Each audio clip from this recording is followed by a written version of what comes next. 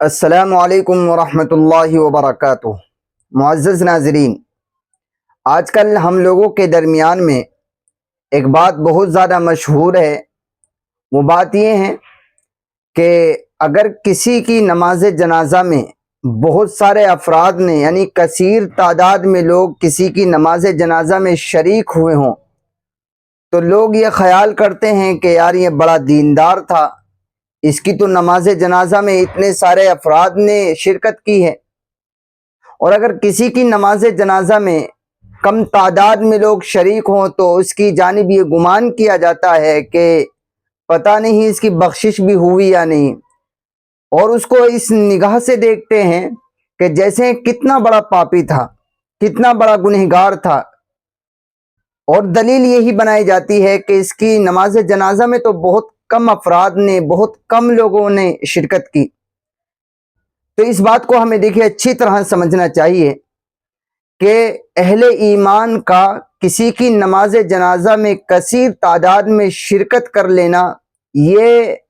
باعث سعادت ہے، اس میں تو کوئی دو رائے نہیں ہے، اچھی بات ہے، لیکن یہ کوئی قاعدہ کلیہ نہیں ہے۔ یعنی آپ یوں نہیں کہہ سکتے، یا دنیا کا کوئی مسلمان، کوئی مولوی، کوئی فرد بھی یہ نہیں کہہ سکتا کہ اگر کسی آدمی کی نماز جنازہ میں بہت زیادہ کثیر تعداد میں افراد موجود ہیں، افراد شامل ہیں تو وہ جنتی ہے، یا کسی کی نماز جنازہ میں کثیر تعداد میں افراد شامل نہیں ہیں، بہت کم تعداد ہے تو وہ جنتی نہیں ہے، وہ پاپی ہے۔ ایسا نہیں کہا جا سکتا۔ کیوں؟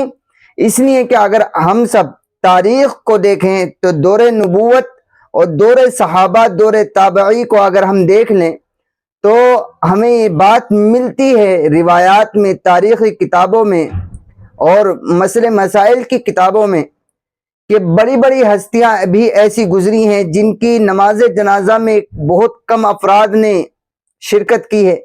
جیسے حضرت عثمان غنی رضی اللہ تعالی عنہ، جن کو ذو النورین کہا جاتا ہے، جن کے گھر میں نبوت کی 2 بیٹیاں ہیں، حضور نبی کریم صلی اللہ علیہ وسلم کی 2 صاحبزادیاں آپ کے نکاح میں ہیں۔ آپ جب ان کی بایوگرافی کو پڑھیں گے، ان کی زندگی کو دیکھیں گے، تو جب آپ کی شہادت ہوئی ہے تو چونکہ روایات میں موجود ہے کہ آپ کی شہادت کن وجوہات سے ہوئی اور کیسا ماحول تھا، دشمن کیسے ورغلا اور شور و غوغا کر رہے تھے، تو آپ کی جب وفات ہوئی ہے، آپ کی جب شہادت ہوئی ہے تو آپ کو بہت جلد راتوں رات آپ کو دفن کیا گیا، اور آپ کی نماز جنازہ میں کل روایات سے ثابت ہے 17 افراد شامل تھے۔ صرف 17 افراد نے حضرت عثمان غنی رضی اللہ تعالیٰ عنہ کی نماز جنازہ میں شرکت کی۔ تو اگر آپ کا قاعدہ مانا جائے کہ نماز جنازہ میں کثیر تعداد میں لوگ اگر موجود ہوں تو وہ جنتی ہے، اور اگر کثیر تعداد میں لوگ نہ ہوں تو وہ جنتی نہیں ہے،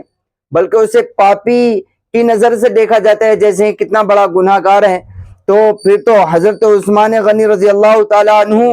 پر اگر اس قاعدے کو فٹ کریں تو کیا نعوذ باللہ حضرت عثمان کا رتبہ کم ہو گیا؟ نہیں۔ اس لیے کہا کہ یہ کوئی قاعدہ کلیہ نہیں ہے۔ ایسے ہی حضرت امیر المومنین حضرت علی رضی اللہ تعالیٰ عنہ کے بارے میں بھی آتا ہے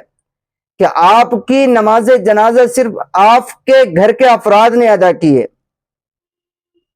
آپ کی نماز جنازہ میں بھی بہت کم افراد شامل تھے، صرف آپ کے گھر کے افراد شرکت کر چکے تھے، اور دیگر افراد نے آپ کی نماز جنازہ میں شرکت نہیں کی، کیونکہ اس وقت بھی حالات اور سچویشن جھگڑے کی، نزاع کی تھی۔